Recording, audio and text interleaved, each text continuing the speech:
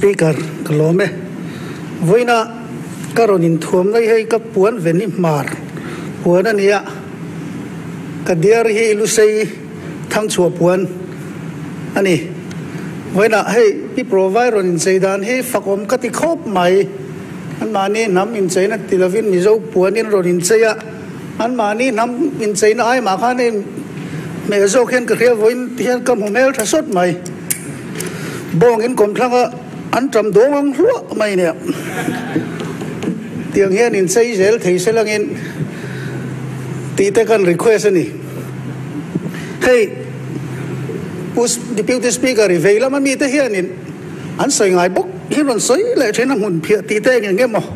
an ni hi kha le chen an sarkara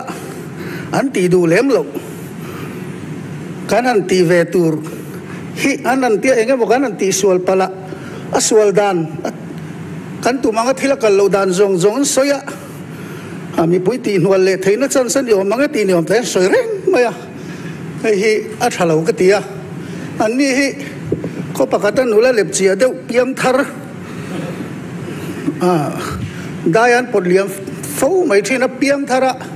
alam ve maya tharuk nu vela ma chon lam chungin dayan lo podliam le mai thin ti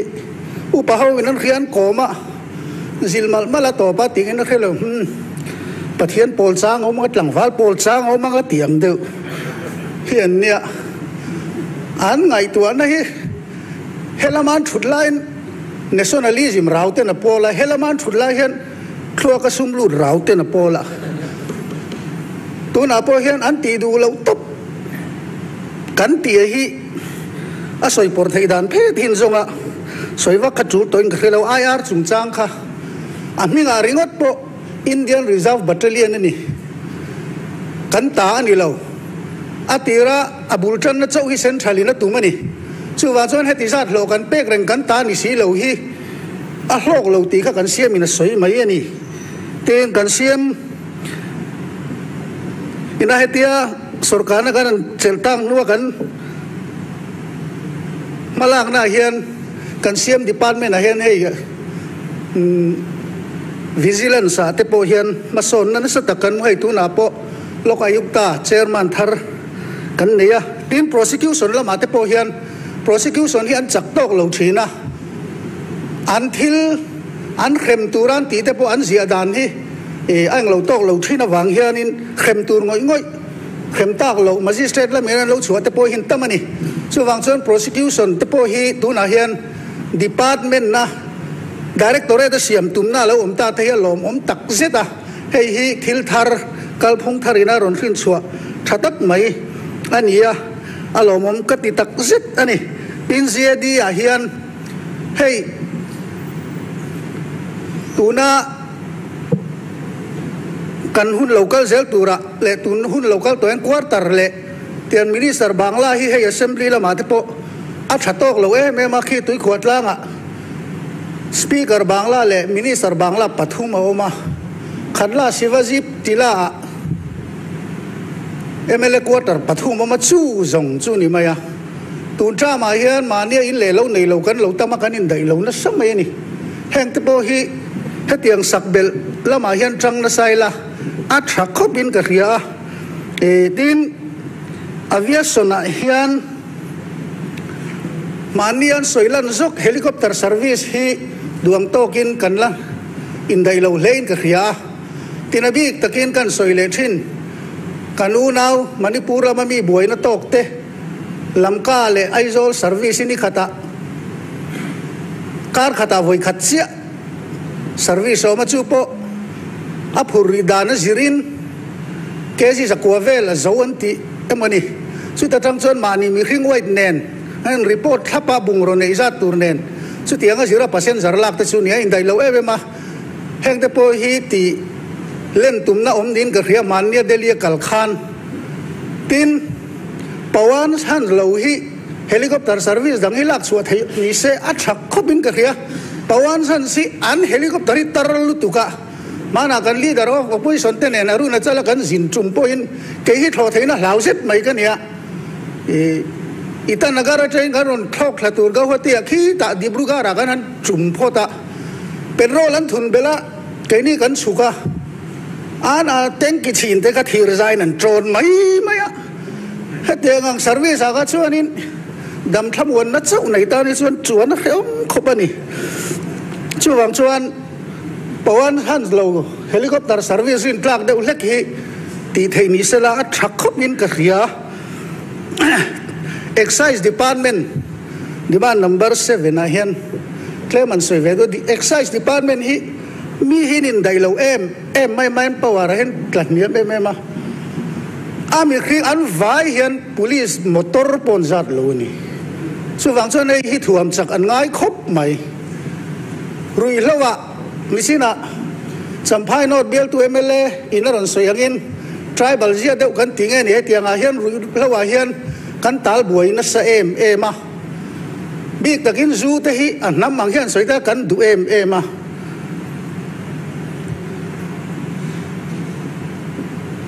ko khaninan do viau thin chung hian ati ngai na om vak lo ani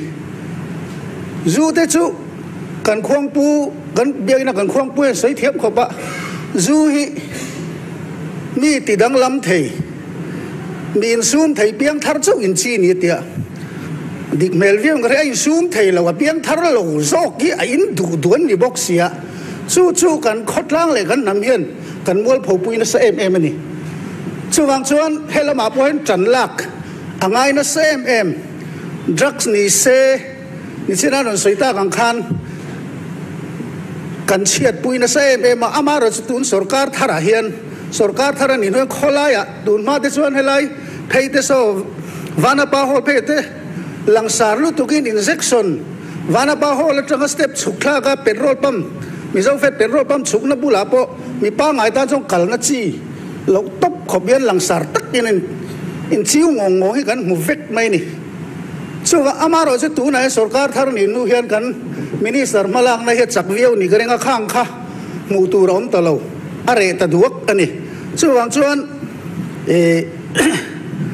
henga te po hian excise department hi thuam chak le zual ni sela minister fit tak mai kan neya